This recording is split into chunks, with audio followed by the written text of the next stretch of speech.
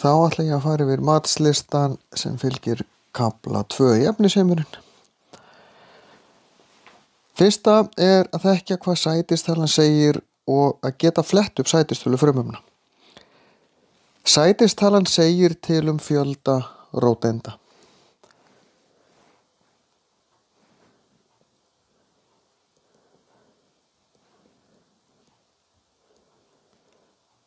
Og þegar við skoðum efni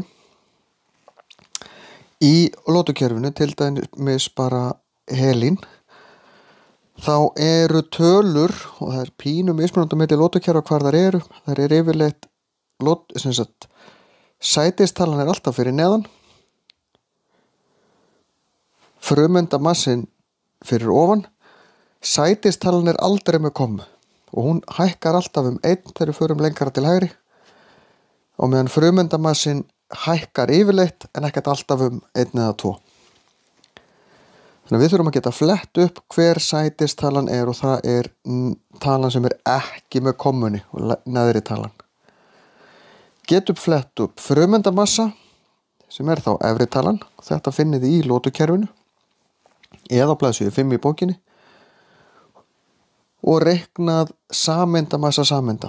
Þá þarf ég að skoða, ef ég til dæmis með H2, þá er ég með 2 H-sameindir. Frumeindamassi H er 1,0. Ég er með 2 svoleiðis, þá ger ég sinnum 2. Þetta er 2,0 U.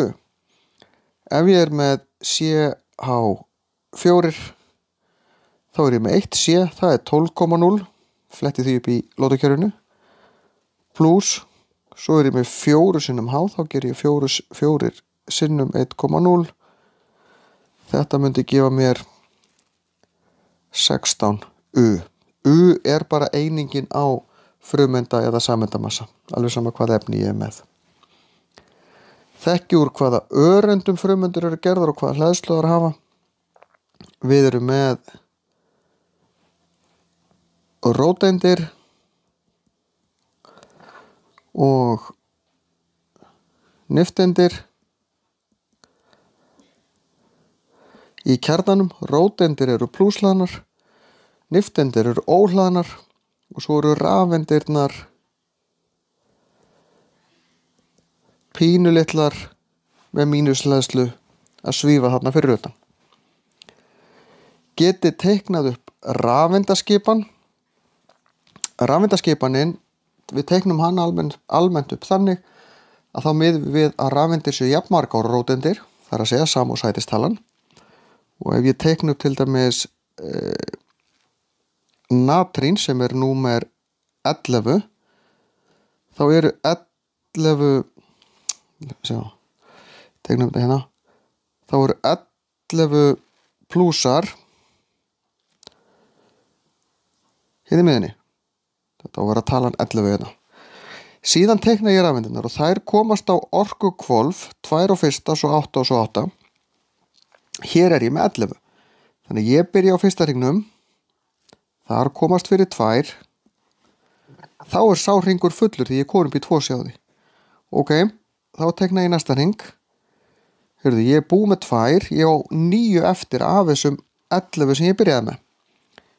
Þannig að, ok, ég á alveg 8 eftir og það komast 8, þá teikna ég 8, 1, 2, 3, 4, 5, 6, 7, 8.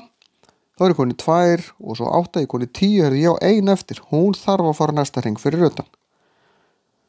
Svona fylli ég upp í þetta innan frá 2, 8 og svo 8. Ef ég fylli upp í það, þá er ég að teikna 1 hringi viðbútt, sem við reynda gerum ekki. En svona gerum við. Þú þurfum að passa að fara aldrei yfir í næsta hring fyrir utan fyrir næsti fyrir innan er búin að fyllast. Útskýrt hvernig frumefni búa til jónir og getur skráð tákn þeirra, það gerum við pínu út frá þessari rafeindaskipan, því að efni vilja vera með stakkhvolfi fullt. Eins og natrín, það losar sig við þessa hérna rafeind. Þegar það býr til jón, þá eru 1 mínus, þá eru 10 mínusar, 11 plúsar, eins og við séum í miðinni. Þess vegna fær það efnatáknið Na plus. Síðan erum við með efni eins og berilín, það fær efnatáknið 3 plus, bór, hérna 2 plus 3 plus, því að þessi efni losa sig við eina, losa 2, losa 3. Ef við förum svo í hinn endan á lótukerfinu, því að efnin sem að koma næst búa ekki til jónir, svo kemur 3 mínus, 2 mínus og mínus og síðustu mynda ekki jónir því að þau eru eðalgastegundir sem eru með fullkomna rafeindaskipan. Hér til dæmis flúor, hérna súrefni og hérna nitur og öll efnin í þessari línu í lótukerfinu búa til jónina plus. Öll hér 2 plus, öll í þessum, þetta kallaðir flokkar, lærum það betur í næsta kafla. Búa til 3 plus í þessum 3 mínus, 2 mínus og mínus. Þessi gera ekkert og við sleppum þessari línu eða þessum flokki hér.